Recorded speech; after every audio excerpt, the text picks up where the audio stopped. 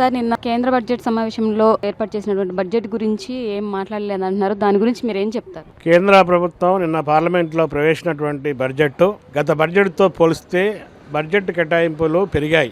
3 లక్షల కోట్ల రూపాయల బడ్జెట్ పెరిగింది. అంటే మొత్తం ప్రవేశపెట్టిన బడ్జెట్లో 50,65,000 కోట్ల బడ్జెట్లో కేటాయింపులు మాత్రం ప్రధాన రంగాలకి ఈరోజు నామాత్రం కేటాయింపులు చేశారు. విద్యకు కానీ వైద్యానికి కానీ కేటాయింపులు తగ్గాయి.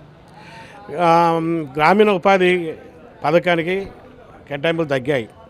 రైతులకు సంబంధించి మద్దతు ధరలు కానీ లేకపోతే ధరల స్థిరీకరణ నిధి కానీ కేటాయించలేదు. కార్మిక వర్గానికి సంబంధించి 50,65,000 కోట్ల రూపాయల బడ్జెట్లో కేవలం 625 కోట్ల రూపాయలు మాత్రమే కేటాయించారు. అంటే గత బడ్జెట్తో పోలిస్తే ఈ కేటాయింపులు తగ్గాయి. అంటే పెరుగుతున్నటువంటి ద్రవ్యోల్బణంతో పోలిస్తే సైజు పెరిగినప్పటికీ వాస్తవ బడ్జెట్ తగ్గింది. ఈ కేటాయింపులు కూడా ఏదైతే ఉత్పత్తి వర్గాలు ఉన్నాయో, సంపదను సృష్టించినటువంటి వర్గాలు ఉన్నాయో, కార్మికులు, రైతులు, వ్యవసాయ కూలీలు, గ్రామీణ పేదలకు సంబంధించినటువంటి వారికి కేటాయింపుల్లో శూన్యము. కార్మిక వర్గం సుదీర్ఘకాలం ఈ పెరుగుతున్నటువంటి ధరలకు అనుగుణంగా కనీస వేతనాలు పెంచాలనేటువంటి డిమాండ్ చేశాయి. కానీ ఇది ఎక్కడ పట్టించుకోలేదు. ఈరోజు మన జీడిపి పెరగాలంటే కొనుగోలు శక్తి పెరగాలి, మనీ ఉత్పత్తి కావాలి, సర్క్యులేషన్ కావాలి. పారిశ్రామిక రంగము, అదేవిధంగా సర్వీస్ సెక్టారు, వ్యవసాయ రంగం 3 అభివృద్ధి అయితేనే మన జీడిపి పెరుగుద్ది, పారిశ్రామిక అభివృద్ధి అయింది. ఈ 3 రంగాలకి మొండి చేయి చూపించినటువంటి పరిస్థితి ఉంది.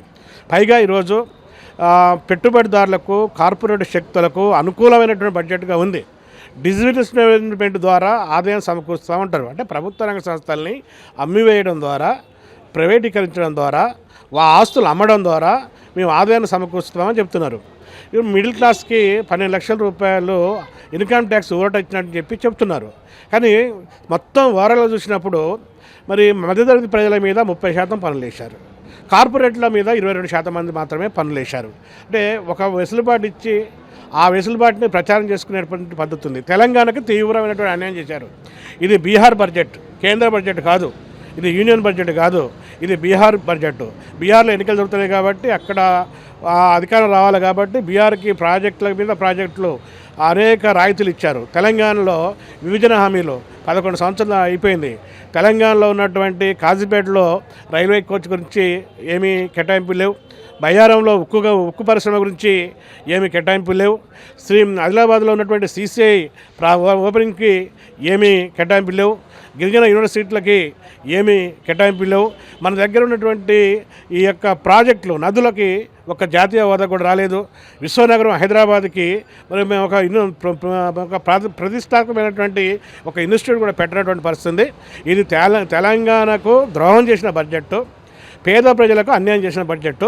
కాబట్టి ఈ బడ్జెట్ని నిరసిస్తూ ప్రజా సంఘాల పోరాట వేదిక ఫిబ్రవరి 10వ తారీఖున ఇంద్రపల్లి దగ్గర పెద్ద ఎత్తున వేలాది మందితో ధర్నా నిర్వహిస్తున్నాం. కాబట్టి రైతులు, కార్మికులు, వ్యవసాయ కూలీలు, సామాన్య ప్రజలందరూ కూడా 10వ తారీఖు జరిగేటువంటి ధర్నాలో పాల్గొనాలని చెప్పి విజ్ఞప్తి చేస్తున్నాం. Thank you sir.